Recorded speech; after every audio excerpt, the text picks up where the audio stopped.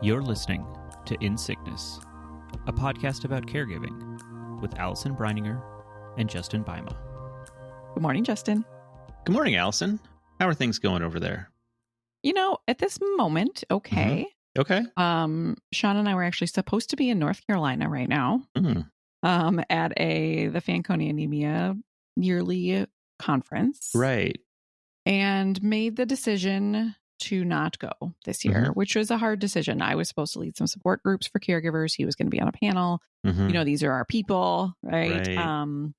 But we made the hard decision because for a number of reasons. I think that, you know, the last, I don't know, I was going to say weeks, months, 13 years, right? Yeah.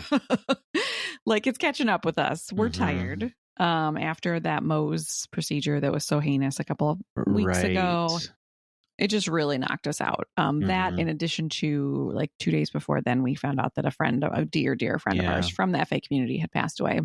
And it just felt like a lot. And so having this big conference on the calendar was just really kind of weighing me down. And just at one point I was like, I don't have enough energy to even drive to the airport, let alone fly across the country, present, you know what I mean? And plus there's all these like, you know, you go to sessions that are basically like, you know, you're doomed, right?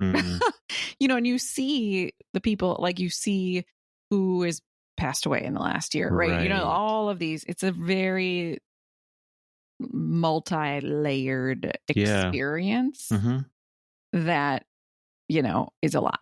And so, anyway, we made the decision to not go, which is hard in a lot of ways, but I think it was the right decision. So, so we had a kind of quiet weekend because we were supposed to be gone and we are not. So yeah, I think we're doing all right. We're trying to continue to take things slow and rest as much as we can and all of that in between things and just lean into this, like it's fall now.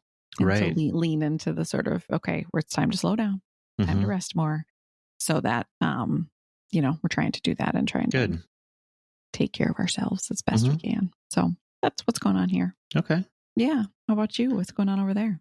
It doesn't feel like a lot's going on, which feels good. Great. Love it. Yeah. As you said, season's starting to change. And so like, looking towards, it feels weird, like fall's hitting, but also it's like, I'm looking to winter and like the hibernating, but like we have a whole season to get through before that. Like you want to be hibernating? Like, I feel like that's coming right up and it's, I don't know. Yeah. So I don't know what fall's going to look like, but things seem to be quiet. Sarah continues to be doing really well. Great. We're just doing good. So it's, love it. Not a lot to report. And I think that's good. Yes. Every time that happens, it's just like cause for celebration. You know, we'll take it. Yeah. We'll take it. Well, if neither of us are in crisis, what are we going to talk about today? Yeah. So something that I've been kind of rolling around in my head a little bit is there is this, I don't know, sort of this idea of this, I guess, myth of this like ideal caregiver, right? So I think that, and I think this is true for a lot of aspects of life, but we have in our head this kind of idealized version of what we should be like. So like of what a perfect caregiver is. And I think that often we have this picture in our head and we are constantly comparing ourselves to that and seeing how we're falling short, feeling like we're not doing good enough, and just feeling like there's like a standard that we're not meeting. And that's not great. Sure isn't. And so I think it would be great to talk about, you know, maybe where that idea comes from and kind of how we can move past that or how to relate to that a little bit and kind of help maybe break that cycle a little bit. Love it. Yeah. Yes. Because one of the very first things I think of when you say that is not only is that hard for us to stick to like maintain, but it's also like if I look at you and I'm like, oh man, Justin is the perfect caregiver. And then I'm comparing myself to others. Right. And then if we're all sort of holding up this facade of like, we're so perfect and we're just doing all of this, then we're holding ourselves to this unrealistic standard. Right. And nobody's being honest. Yeah. Right. So great. I think this is a great thing to talk about. Yeah. So when I like bring up like the ideal caregiver, this like image, like what does that bring to mind for you? I guess what does that look like? Well, it's funny. One of the very first things I wrote when I started the negative space, it was a blog back in the day, was a caregiver job description, or position description, and which is like one of the most popular things I've ever written. And it was like pages and pages and pages long, right? And it was all tongue in cheek. Right. Because basically it was like, you must be an expert in, and had like 75 things. And, you never get vacation and you are not paid. And this is, you know what I mean? And so, part of it is that, like, that it's this picture of that we're not trained for this. Like none of us come into this with like, well, some people do, but like with experience. Right. And yet we're supposed to do this all really well. Right. Really well. So when I was thinking about this, I was like, okay, what are some adjectives? Like if you were like, what is the perfect caregiver? And the very first one I came up with was uncomplaining. Right? Like we're just supposed to just like do it, not complain. I even wrote down like #grateful, #blessed. Right? Because again, the reason that I started the negative space originally was because I was at actually this conference that I just was referencing. And they had I know I've told the story before, but it was like a lunch for the partners of people with FA. Yeah. So this very niche group, I was like, these are my people. The social worker was like, how's everybody doing? And I kid you not, everyone who spoke was like, I'm just so grateful that I get to have this role. I just feel so blessed that I get to care for my person. And it was this like moment for me, this crystallizing moment of like, what is happening? Like, why do these folks feel like this is the only thing they could say? Right. Certainly that is a component potentially, right? Not for everybody, but for some people, they might feel really grateful that they get to help their person this way. They might feel, whatever, but that's one component. Yeah.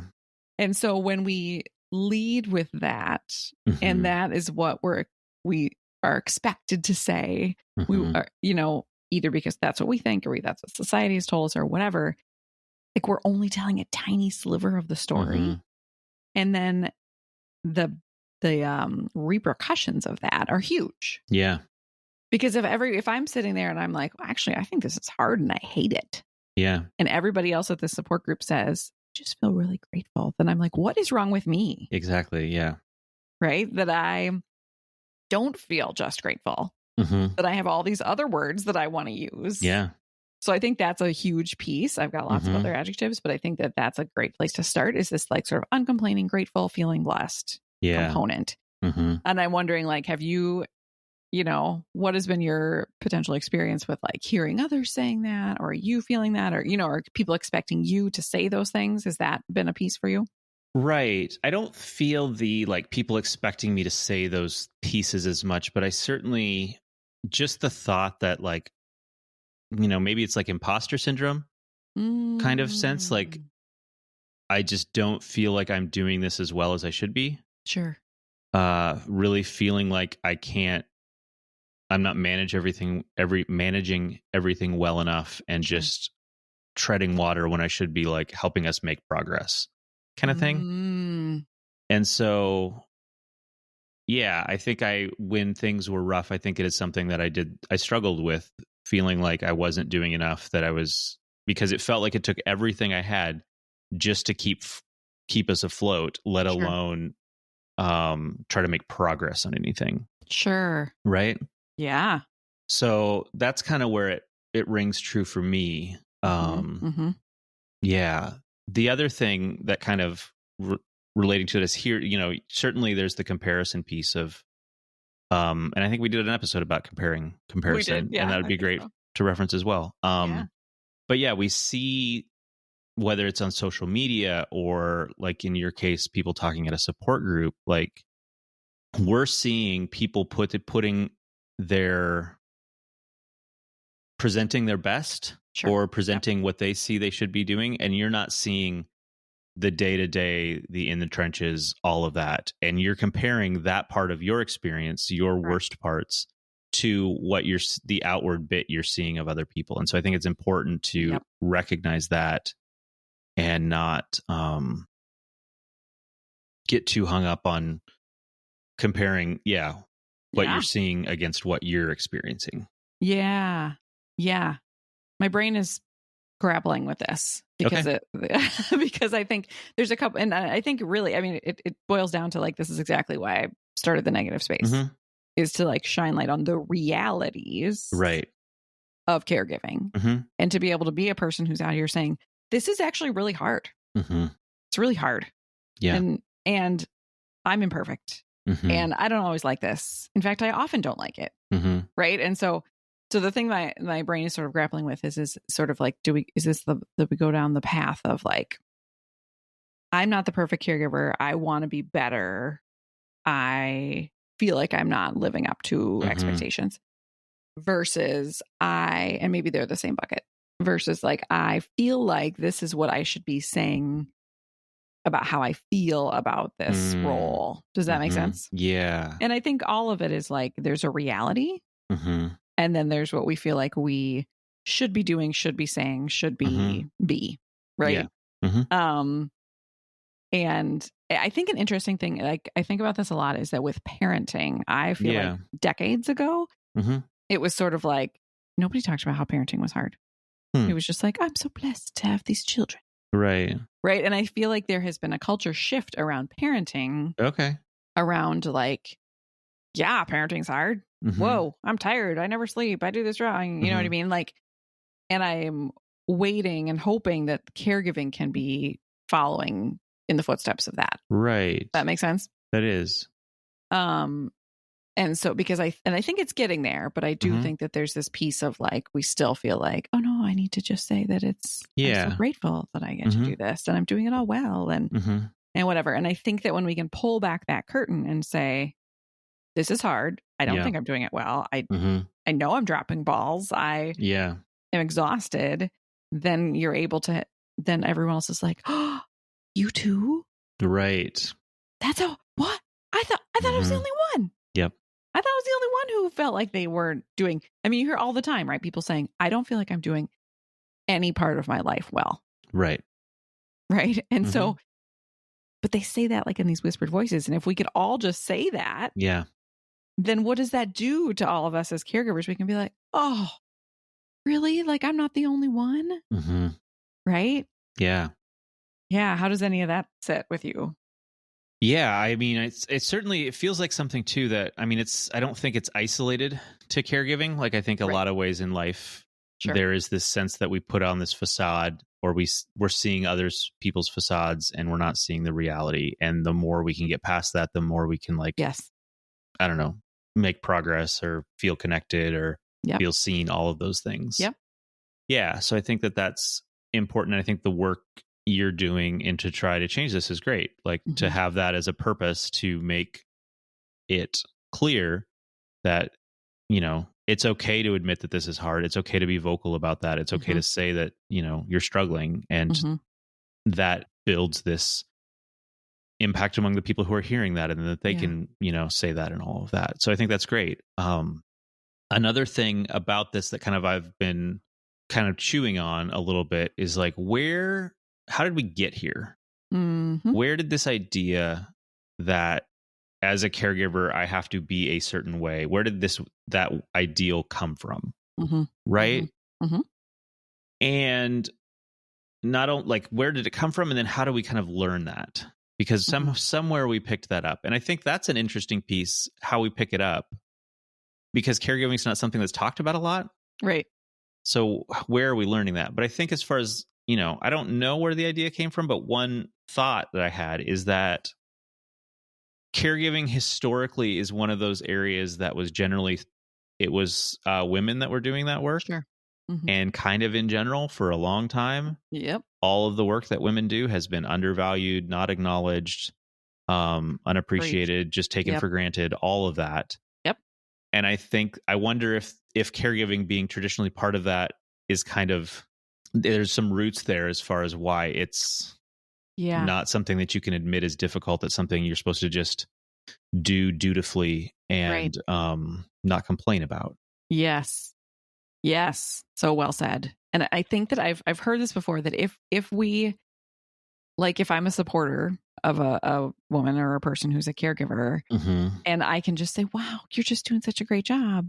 Wow. You know, blessed, grateful, all the things. I don't have to help. Right? Once I say like, oh, that sounds really hard. That is sort of opening up this door that says sort of like, ooh, we should change the systems. I should be helping you. I should be whatever. Right. But if we can just keep it in this clean little box. Yeah. Right. It's sort of, I'm sure you've seen all the memes of the hand reaching out from the ocean that's like, help me. And they're just like, you're doing a great job. High five. Right. And then the hand goes, doo, doo, doo, doo, doo. Right. If that's all we do is just be like, good job. You're doing it. You're so strong.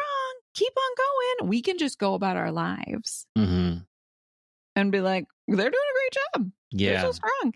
And we don't have to actually face the fact that oh, our person is suffering. The system is broken. All of those pieces. Right. And because I think about, when you think about toxic positivity and you think about why people like to say things like, but, well, at least you get the gift of caring for your spouse. Right. It's because they feel uncomfortable. They're trying to change the narrative because it's uncomfortable for them to think like, oh, at some point I might be in that position. Oh, at some point my person might be sick. Oh, at some point, they don't want to think about that. Yeah. It's uncomfortable for them to hear that this is hard. Right. And so they're taking care of themselves by being trying to put a little pretty bow on it. Because if I say to somebody, this is so hard and I'm so tired and I just don't even know if I can just keep doing this, right? That's hard for someone to hear. Yeah. And so they try to fix it by not fix it for me, fix it for them by saying, well, Allison, at least you have lots of support. Right. And then they're like, whew, fix that. And then they get to go about their day and feel better. Right. And so I think that there's that piece of it is it's the listener trying to clean it up for themselves. Does that make sense? Yeah. And I think that sort of feedback loop then feeds, the caregiver hears that and has the response to that and feels like, oh, I'm not supposed to exactly be saying that this is hard, saying that I'm struggling. I'm supposed to, say that, this is, I'm grateful that I get to do this or, all, whatever it is that, it reinforces this idea that how I'm feeling about it isn't how I'm supposed to be feeling about it. Exactly. Which is not good and what we need to break. Yep. Yeah. Yep. Exactly. Yeah. I mean, it's I think we did an episode on toxic positivity. Yeah. Thing, right. So same, right? We need to break that cycle and be able to let them, because not only do they feel like this isn't what I'm supposed to say, maybe they're like, okay, well, I still feel tired. Yeah. However, I'm not allowed to say that. This is not a safe space. I don't get to say to my cousin anymore that I'm tired because they're just going to shoot me down. Right. So either the caregiver can be left being like, oh, something's wrong with me because I'm not supposed to say this. I'm not supposed to be saying that I'm tired and this is hard. Or they can be like, well, I am tired and this is hard, but I don't get to say that out loud because they're just going to shoot me down and talk bright side me. Either way, it leaves a person feeling unseen, unsupported. Yeah. And their truth is not valid. Right. Yeah. I think something else you mentioned was kind of how this relates to the systemic issues we have with caregiving as a thing. Yeah. And if we as a society, or if society is kind of telling caregivers that they need to feel like they should be this certain way, they need to be acting this certain way, it's kind of this way of maintaining the status quo of having an incredibly broken system that just doesn't support caregivers. And by doing that, we as a cult or as a, I don't know, group of people don't have to acknowledge the brokenness in the system, don't have to try to fix it. Yep. And yet that's not, who is that helping? Right? That's not helping the caregivers. Right. That's not helping the people who are going to be caregivers someday and encounter this broken system. That's not helping the people we're caring for because we're burnt out. We're not going to be able to a thing. And that's not helping us because we, as we often say, should be able to feel fulfilled and whole just because we are human. Yes. Right. And so I just think that's interesting that there is this, somehow we've gotten to this point where there's, this, I should feel this way. I should act this way. I should be doing things this way. I shouldn't feel this way. I shouldn't feel this way. But that's not helping anybody. Mm-hmm. Right? I think yes, 100%. I think that it's because helping us, like caregivers are providing billions and trillions of dollars of free care. Right. Right. Like if you look back at, you think back to our last conversation with Nicole. Yeah. Right. Caring across generations. And you look at some of those statistics, like we're providing the backbone. Yeah. Of this society. And if we all like poof went away, like systems would have to be put in place to care for all these people. Right. Which costs money, and we're all doing it for free. Right. So systemically, like Big Brother, why is it not happening? Yeah. Right.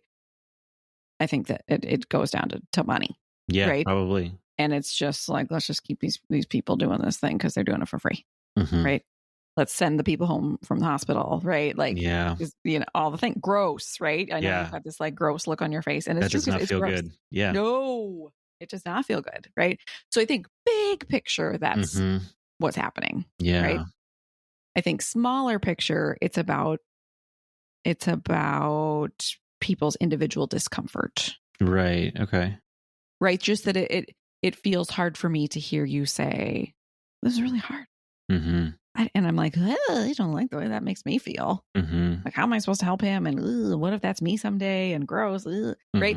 So I think individually, it turns into more about people's individual discomfort, and we're not good at sitting with people's in their pain, and we just want to clean it up, or we don't want to clean it up, fix it. We just want to like make it go away. We want to put a bow on it, and right. So I think that's the more individual piece, and then there's the bigger systemic piece. Yeah, and then everything in the middle. Because even in the middle, like if you think about like health systems and whatever, that's going to come down to dollars as well, right? Like, do we have the money? Do we have the infrastructure? Do we have the whatever to help people? Yeah. Yeah, that's good. Or that's bad, but it's kind of... it's terrible. Digging into kind of what's going on here. Yeah. Yeah. Yeah. I wonder if another piece is that we live in a world that for whatever reason, it's uncomfortable, it's difficult. Being vulnerable is not something that's like easy to do. Yep. And we are conditioned to want to protect the emotions and feelings of the other person in the conversation. Kind of, right? To not like dump on our problems onto other people, sort of thing, to keep things like light and upbeat kind of thing. And that if we live with those kind of pressures, it just doesn't give us the window to open up, and it's uncomfortable. And I'm not saying that to blame caregivers for you're not doing this and it's your fault that you're not being vulnerable. Right.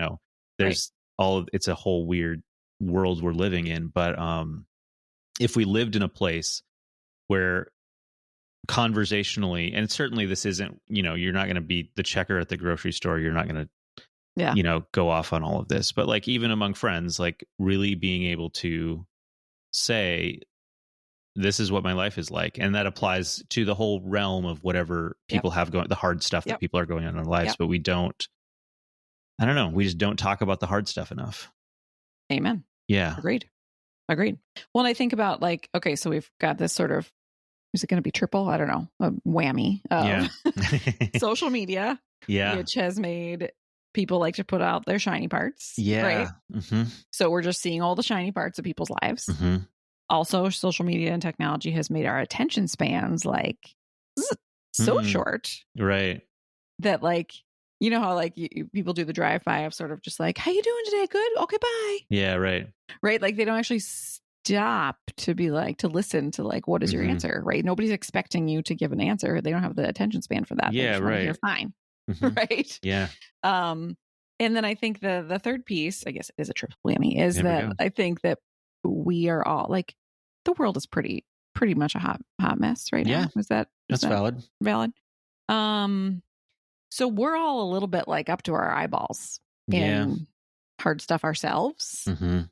And so, I mean, I even have to, because I am such a caregiver for everybody. Mm-hmm. Sometimes I have to ask myself, do you have capacity at this moment to reach out to all those people? I have so many people in my life that I know that are suffering. Right. Yeah. And so my brain is always like, oh, you should reach out to them, and you should reach out to them, and you should check on them, and you should.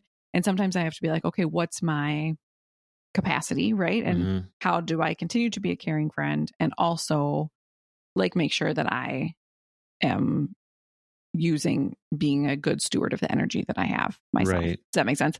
It does. So because we're all like, the world is falling apart, that sometimes we might not have the capacity or be good at saying, hey, tell me about your hard stuff. Because we're like, the whole world is on fire. Yeah. Does that make sense? Yeah. So how do we make the shift? How do we try to break free of this paradigm that we're all seemingly living under, where we can, there's a couple pieces to that. There's where we can feel as caregivers that we can say that this is hard. We can say that this is struggling and get genuine reactions and response and caring conversations from the people we're saying that to. That they can get past that discomfort. That needs to happen. So it's kind of, because obviously we don't want to stay in this position of where we're at, where things are at now. And although, I don't know, on some level, there's always going to be the comparing yourself to others. There's always going to be society creating these ideals of what we should be, and us having to grapple with that and kind of sort through that. But it seems like we should be able to make changes to make this better, whether that's on a small level, which is kind of more what I'm thinking than the big level. We talked about last episode a lot of big level things that would make big differences for caregivers. So you alluded to that you think parenting is, in recent years, people are talking more about how it is hard. Do you have a sense of what shifted there, or any thoughts on and how that would then carry over, and how we could look to that as kind of an example of how we can change the conversation a little bit in caregiving? Yeah, I've wondered that exact thing. And I've actually reached out to somebody at one point who is a mommy blogger, I guess not blogger anymore, Instagram lady, right? Who basically is this is the worst. Right. And I said to her, how did this happen? And she didn't have a good answer. Yeah.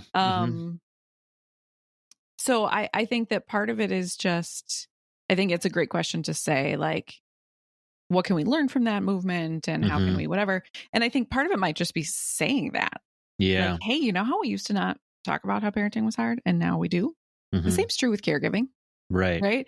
And how, and so just even making that comparison, I think might be a good connection for some people's brains, right? Because it gives them a good sort of template for, oh, yeah, I do see a lot of books that are parenting is hard, or people talking about that, or whatever. And so I think even just painting that comparison to what is, potentially a more, I was going to say universal experience, except that really everybody's caregiving, right? They just don't realize it yet. So I think that's, anyway, that's a different episode. But I think, so that's one piece, is just to paint that parallel for people, because then that might make them realize oh, right. Right. I think the other thing that's funny, and it feels like you've teed me up for this, but I don't think you have intentionally, but is, this is exactly what I do in my daily life now, right? My whole nonprofit is exactly dedicated to everything that you're talking about right now. Yeah. Is that, I'm on there sharing my story about this is terrible, to be able to paint a picture of this is the way it really is. Right. And so, that's one component, and to build these spaces our support groups and this podcast where people can come together and be this is hard. Let's be together and talk about how it's hard. And then, on this podcast, we talk about supporters. How can you help? And then another huge thing that I do is going around talking to employers and medical professionals and health systems and faith leaders to say, you have caregivers. It's really hard.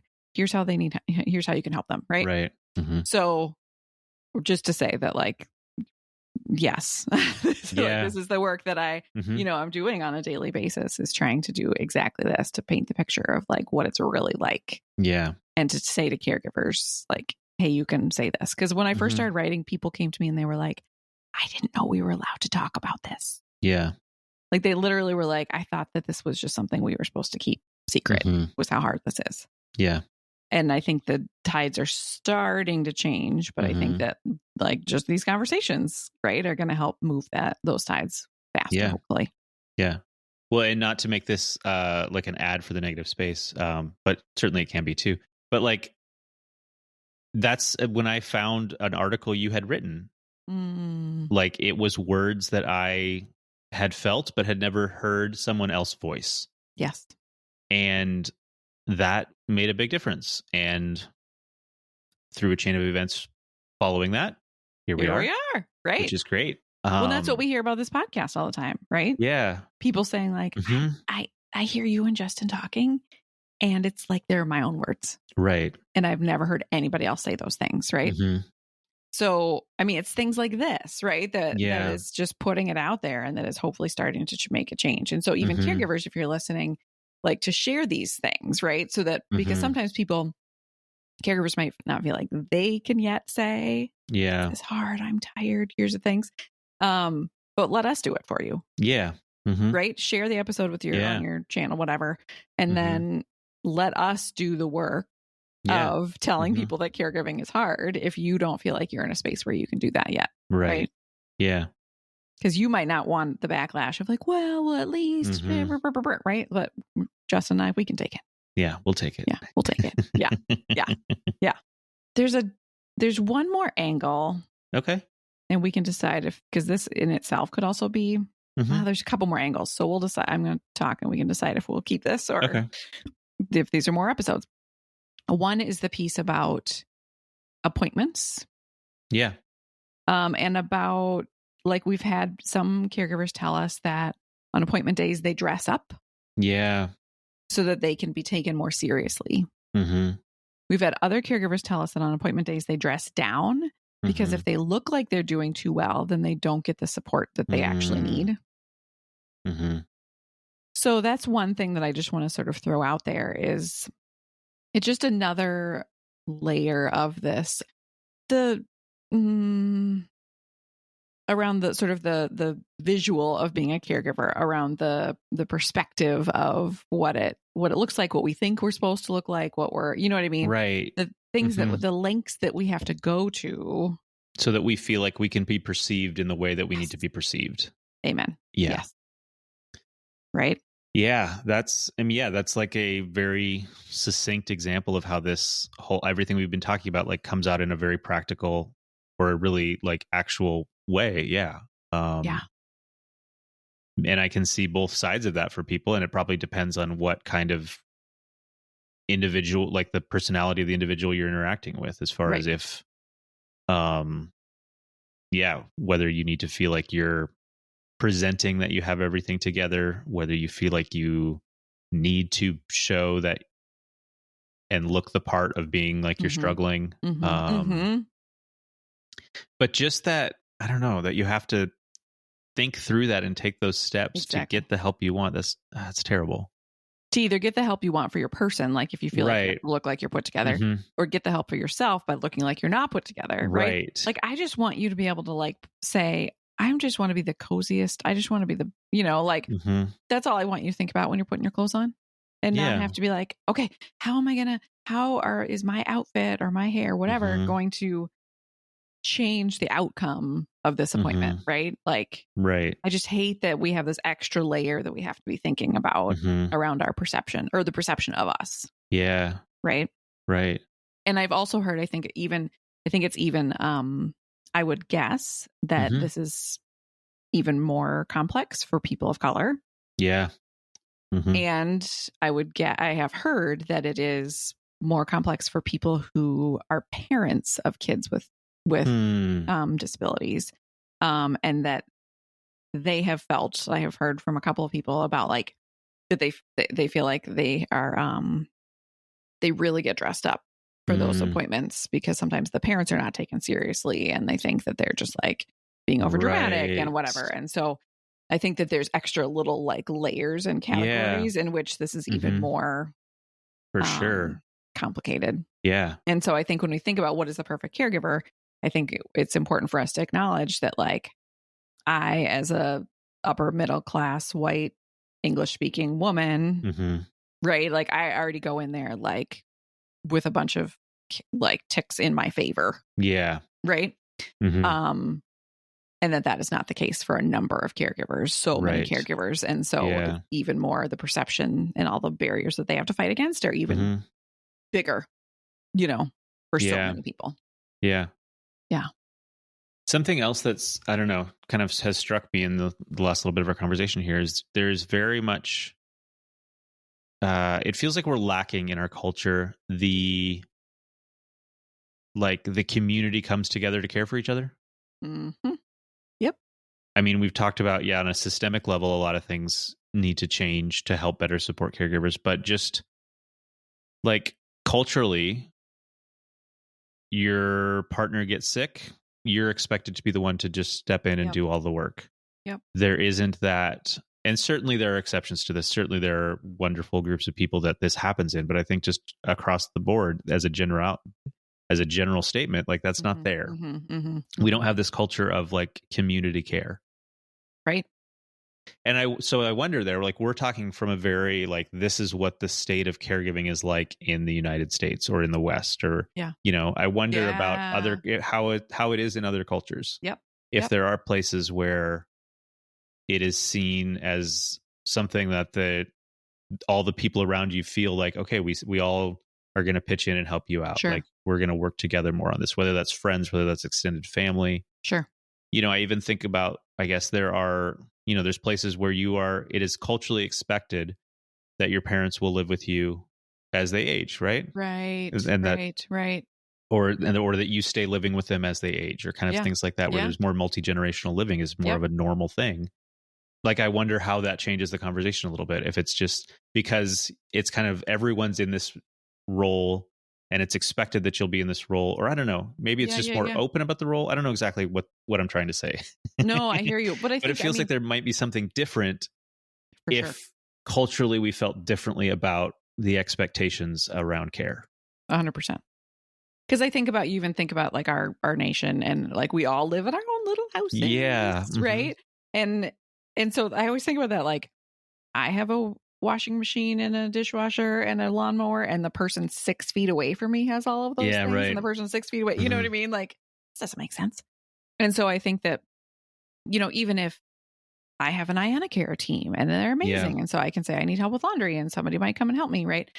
That's different than, I'm grateful for that. And it's different than like a community coming around you and like just being like, this is our, I don't want to say problem, right? Our situation. Yeah. Right.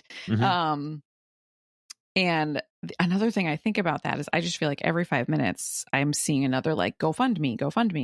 And part of it is that just like so many people are hurting. So many people are having hard things and diseases and diagnoses and accidents and all of it. But sometimes it's like, oh my goodness. Do you know what I mean? Like it's not like, okay, there's one person in our village and we're all going to rally around them. It's just like we're inundated by need and sadness. You know what I mean? And not that that's an excuse, but just to say that like, it's a lot. And unfortunately, like all of these rates of things are like rising. And so it's harder to just like, it's not like, oh, we're all going to rally around Justin's family. It's like all the families, like everybody needs rallying, you know?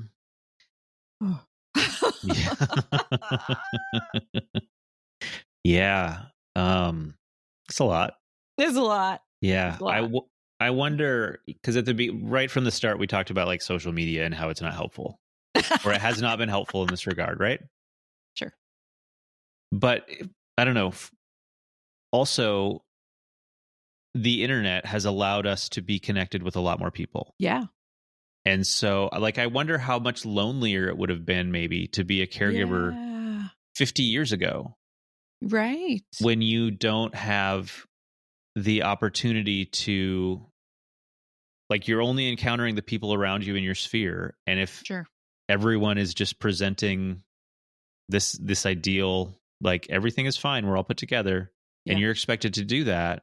Yeah. I just think that while social media has certainly put a lot of pressure on us and all of that, and there's a whole host of problems there. Right. The opportunity is there for us to feel more connected as caregivers to other people, to see more of what other people are doing, for you to do what you are doing. Agreed. That is, I think we can leverage that. Well, hello, you live in Washington State. I live in Minnesota. Right. And we have met through the internet. Right. Right. And then met in real life. Yeah.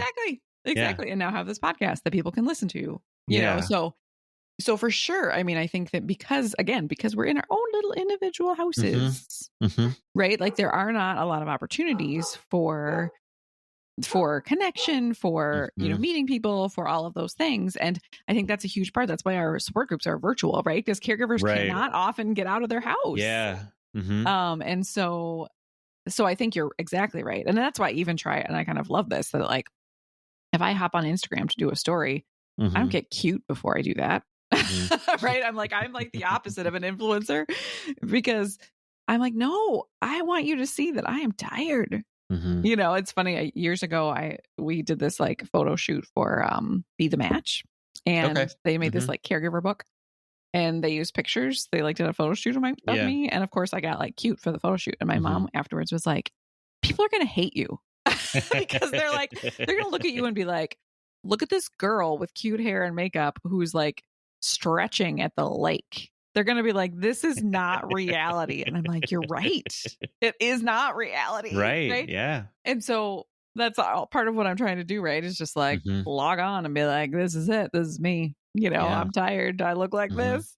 So anyway, I think that there's the internet can be super helpful. Yeah. When if we use it to find our people, right?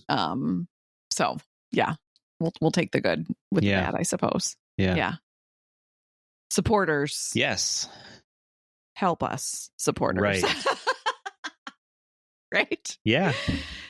I mean, I think we've kind of sprinkled it throughout, but I think part of it is, and we say this all the time, but I think we can't say this enough, that supporters pay attention to, when you are interacting with or listening to anybody who's having a hard time, pay attention to your response, like, and to help yourself recognize, like, it's not about you in this moment. Right. And so if you find yourself feeling uncomfortable, that's okay. Yeah. Right. And you can talk to somebody in a bigger ring about that later. Yep. However, in this moment, your job is not to take care of your comfort by bright-siding or dumping toxic positivity on the person who's sharing, who's being brave enough to share their reality with you. Yeah. And so if somebody says to you, like, "I'm caregiving right now, and I'm tired, and it's hard, and and I just don't know," like, some great responses might just be, "Wow, that sounds really hard." Period. Yeah. "I'm here. Tell me more." Yep. Period. Right. Pay attention to the phrases and how your gut might want you to go to some of these toxic positivity phrases, like, at least, and catch yourself. Yeah. Right. So that you can let that person know that they are allowed to say those things. And you maybe even say that, right? Say, "Yeah, thank you for telling me how this really feels. Thank you for being honest with me. I'm sure that wasn't easy to do," you know? So I'll stop there and let you hop in with your ideas. That's my first gut reaction. So I think that I talked about, like, a feedback loop, right? And how, you know, we're not getting something that would help us feel better about not having it all together or something. So as I was preparing for this, I was thinking, you know, we often don't feel like we're doing a good enough job. We're not meeting the standard. And so can supporters tell us that we're doing good, but you alluded to earlier in the conversation that like that can come across as like sort of a toxic positivity, like you're doing great. You're doing so good. And so there has to be, I don't know exactly how you thread that needle. I do.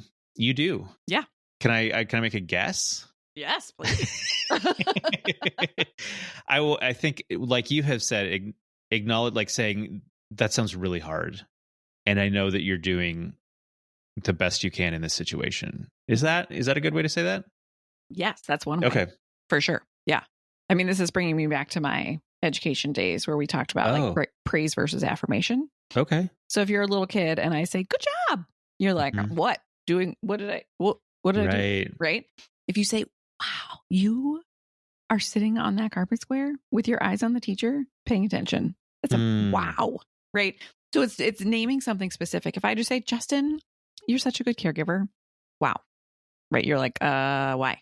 Yeah. And if I say, Justin, you are really attuned to Sarah's needs and you notice when she's not feeling well. And I just see how you respond and, show up for her in that way. Right. Like, so it's being specific. Yeah.